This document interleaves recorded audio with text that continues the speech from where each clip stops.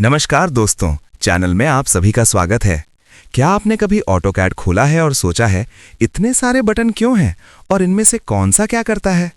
आप माउस घुमाते हैं, स्क्रीन जूम इन होती है, जूम आउट होती है और अचानक आपकी ड्राइंग गायब हो जाती है। आप घबरा जाते हैं, आप कंप्यूटर को दोष देते हैं, लेकिन असल में आपकी ड्राइंग कहीं नहीं गई होती, बस छुट्टी मनाने चली जाती है।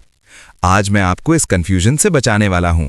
आज हम सीखेंगे ऑटोकैड 2D इंटरफेस। मतलब अब हमें पता चलेगा कि ये सारे बटन क्या करते हैं और ऑटोकैड आपके मोबाइल फोन से ज्यादा कॉम्प्लिकेटेड क्यों लगता है।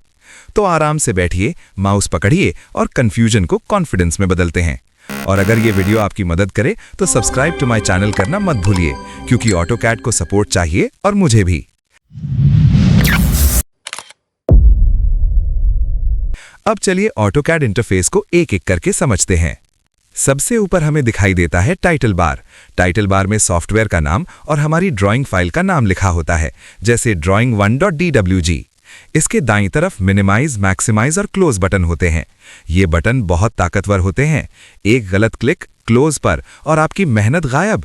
इसलिए ऑटोकैड का सुनहरा नियम याद रखें, ड्राइंग सेव करो वरना तनाव सेव हो जाएगा। टाइटल बार के नीचे होता है रिबन। रिबन को कई टैब्स में बांटा गया है, जैसे होम, इंसर्ट, एनोटेट और व्यू। हर टैब में अलग अलग पैनल्स होते हैं जिनमें ड्राइंग और एडिटिंग के टूल्स होते हैं। होम टैब में ड्रॉ पैनल होता है, जिसमें लाइन, सर्कल, आर्क, रेक्टेंगल और पॉलीलाइन जैसे टूल्स होते हैं। मॉडिफाई पैनल में move, copy, rotate, mirror, trim और एक्सटेंड जैसे कमांड्स होते हैं। रिबन एक बड़ा टूल बॉक्स है। अगर आपको पता नहीं कि कौन सा टूल इस्तेमाल करना है तो आप सब पर क्लिक करेंगे और आपकी ड्राइंग आधुनिक कला बन जाएगी। अब हम स्क्रीन के बीच वाले हिस्से पर आते हैं, जिसे कहते हैं ड्राइंग एरिया या ग्राफिक्स विंडो। यही वो जगह है जहां हम अपनी सारी 2D ड्राइंग्स बनाते हैं। यहां हमें क्रॉस हेयर कर्सर और यूसीएस आइकन दिखाई देता है, जो एक्स और वाई एक्सिस को दिखाता है। हम जो भी लाइन या सर्कल बनाते हैं वो इसी ड्राइंग एरिया में दिखाई देता है।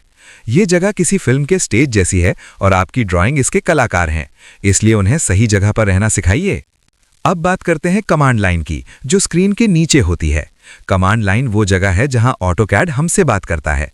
जब हम लाइन जैसा कमांड लिखते हैं तो ऑटोकैड कहता है स्पेसिफाई फर्स्ट पॉइंट, फिर कहता है specify next point.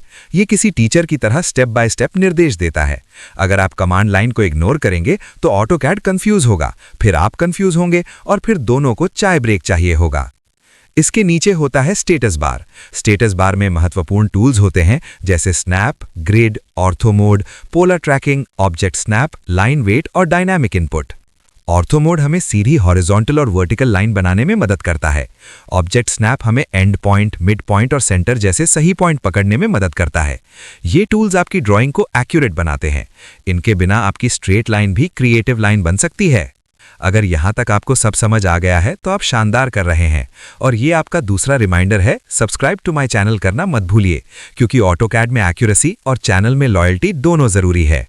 Drawing area के दाईं तरफ हमें नेविगेशन बार और व्यू क्यूब दिखाई देता है। नेविगेशन बार से हम जूम और पैन कर सकते हैं। व्यू क्यूब से हम टॉप, फ्रंट और साइड जैसे व्यूज बदल सकते हैं। हालांकि ये ज्यादातर 3D में काम आता है, लेकिन 2D में भी डायरेक्शन समझने में मदद करता है। जूम बहुत जरूरी है, क्योंकि कई बार आपकी ड्राइंग गायब नहीं होती, वो बस बहुत छोटी हो जाती है। स्क्रीन के ऊपर बाईं तरफ होता है एप्लीकेशन मेन्यू, जो ऑटोकैड के लोगो से दिखता है। यहां से हम नई ड्राइंग बना सकते हैं, पुरानी ड्राइंग खोल सकते हैं, फाइल सेव कर सकते हैं और प्रिंट कर सकते हैं। ये ऑटोकैड का मुख्य दरवाजा है। यहीं से आप अंदर आते हैं और कभी-कभी गलती से बाहर चले जाते हैं। एक और जरूरी हिस्सा है क्विक एक्सेस टूल बार।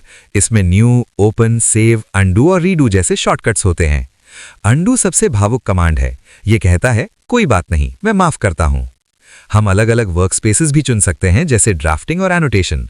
वर्कस्पेसेस हमें अपनी जरूरत के अनुसार टूल्स को व्यवस्थित करने में मदद करते हैं। अब संक्षेप में कहें तो ऑटोकैड 2D इंटरफेस के मुख्य भाग हैं title bar, ribbon, drawing area, command line, status bar, navigation bar, UCS icon, application menu और क्विक एक्सेस टूल बार। इन सभी को समझना ऑटोकैड सीखने का पहला कदम है।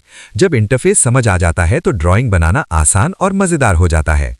आज के इस ऑटोकैड 2D इंटरफेस के लेसन को सुनने के लिए धन्यवाद। अगली क्लास में हम अपनी पहली 2D ड्राइंग बनाना सीखेंगे।